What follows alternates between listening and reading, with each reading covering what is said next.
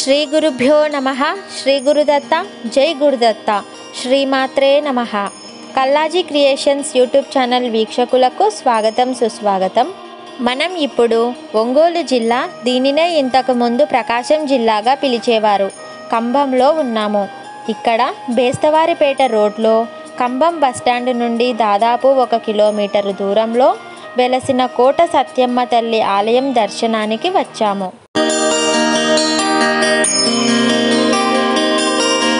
ఇక్కడ కనిపించే ఆర్చ్ ప్రధాన రోడ్డు మార్గం ప్రక్కనే ఉంది.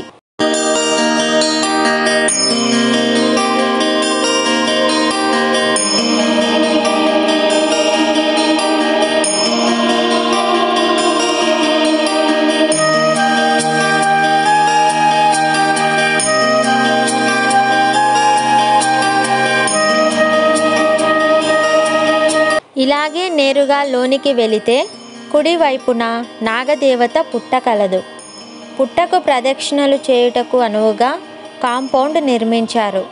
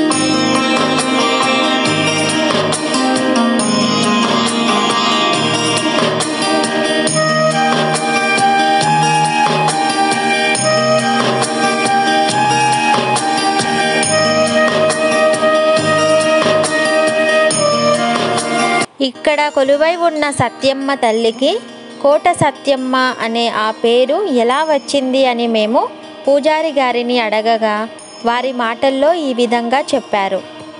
పూర్వము చోళులు, మొదటి పులకేశి, పల్లవులు మొదలైన వారు రాజ్యాలను పాలించే సమయంలో ఇక్కడ అమ్మవారిని ప్రతిష్ఠించుకొని పూజించేవారు.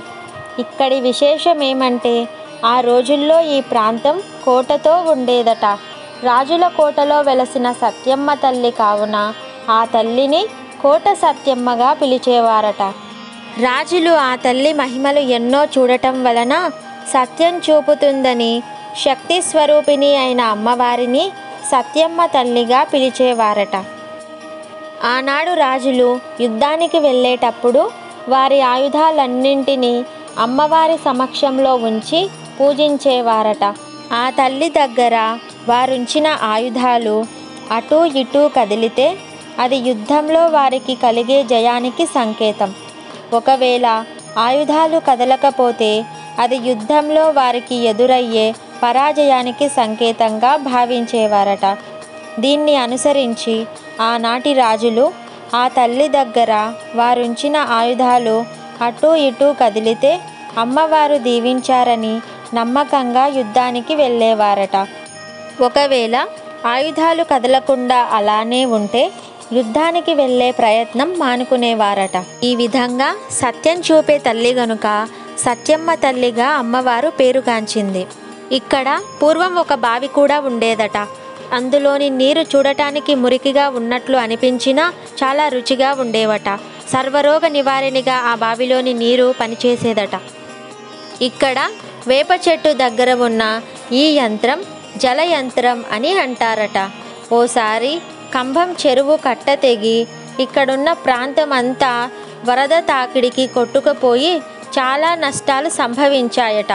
అప్పుడు అమ్మవారు అక్కడి స్థానికులతో చిన్న కంభన్న, పెద్ద కంభన్న అనేవారు సజీవంగా ఇక్కడ సమాధి చెందితే ఆ కట్ట నిలబడుతుంది అని చెప్పిందట.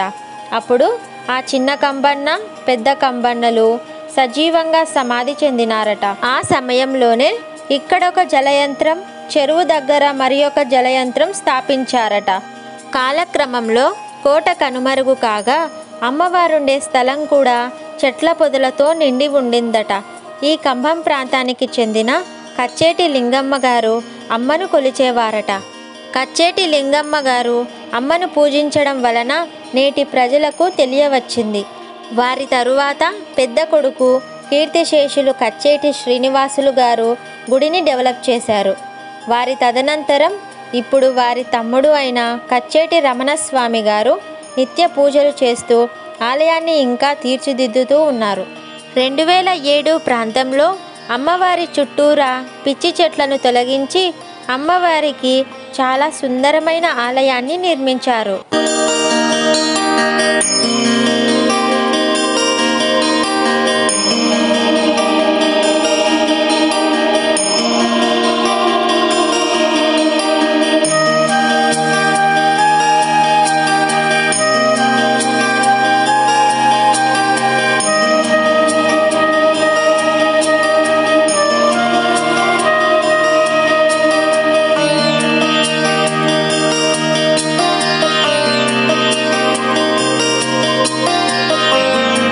ఇక్కడ మరొక అద్భుతం ఏమిటంటే ఇప్పటికీ ఆ చల్లని తల్లి రాత్రి సమయాల్లో ఈ ప్రాంతం అంతా తిరుగుతుందట. కొంతమంది ఒంటరిగా వెళ్ళి అమ్మను చూసి భయపడిన రోజులు కూడా ఉన్నాయట. అలాగే అమ్మవారిని హేళన చేసిన వారు కూడా ఆమె మహత్యంను కల్లారా చూశారట. ఆనాటి మహమ్మదీయ రాజులు హిందూ దేవాలయాలను ధ్వంసం చేస్తున్న రోజుల్లో ఆ ప్రాంతానికి సరిహద్దుల్లోనికి వచ్చినప్పుడు కోట సత్యమ్మ తల్లి ఆ మహమ్మదీయ రాజుకు కలలో ప్రత్యక్షమై తన ఉనికిని గూర్చి తెలియజేసిందట. అప్పుడు ఆ మహమ్మదీయ రాజు వెతుకుతూ వెళ్ళగా ఈ కోట సత్యమ్మ తల్లి కనబడిందట. అప్పుడు ఆమె మహిమను చూసిన మహమ్మదీయ రాజులు కూడా అమ్మవారిని హిందూ ధర్మం ప్రకారం హిందూ ఆచారంలోనే పూజించేవారట. వారు కూడా యుద్ధానికి వెళ్ళాలంటే అమ్మవారిని పూర్వపు పద్ధతిలోనే ఆయుధాలు అమ్మ ముందు ఉంచి ఆమె ఆజ్ఞ ప్రకారం నడుచుకునేవారట. ఒక్క హిందువులే కాదు, మహమ్మదీయులతో సహా అన్ని మతాల వారు భక్తిపూర్వకంగా కోట సత్యమ్మ తల్లిని నాటి నుండి నేటి వరకు పూజించి ఆమెకు మొక్కులు తీర్చుకుంటారట. ఇక్కడ అమ్మవారిని ఏదైనా మొక్కు చెల్లిస్తామని మొక్కుకొని వారు చెల్లించకపోతే వారికి తన మహిమ ద్వారా వారు చెల్లించవలసిన మొక్కుబడిని గుర్తు చేస్తుందట. అమ్మవారిని హేళన చేసిన వారికి ఆమె చూపిన లీలలు, మొక్కు చెల్లించకుండా తప్పుకు తిరిగే వారిని ఎలా మొక్కు చెల్లింపజేసుకుందో తెలిపే కథలు కూడా చాలా ఉన్నాయి. ఇక్కడ కాలక్రమంలో అదనంగా శివాలయం, అయ్యప్ప స్వామివారి దేవాలయం, వెంకటేశ్వర స్వామివారి ఆలయాలను నిర్మించారు. అమ్మవారికి ప్రతిరోజు నిత్య పూజలు నిర్వహిస్తారు. ప్రత్యేకించి ఆదివారం నాడు భక్తాదులు అధిక సంఖ్యలో దర్శనానికి వచ్చి కోడిపుంజులు, యాటలు మొదలైనవి తమ మొక్కుబడులను చెల్లించుకుంటారు.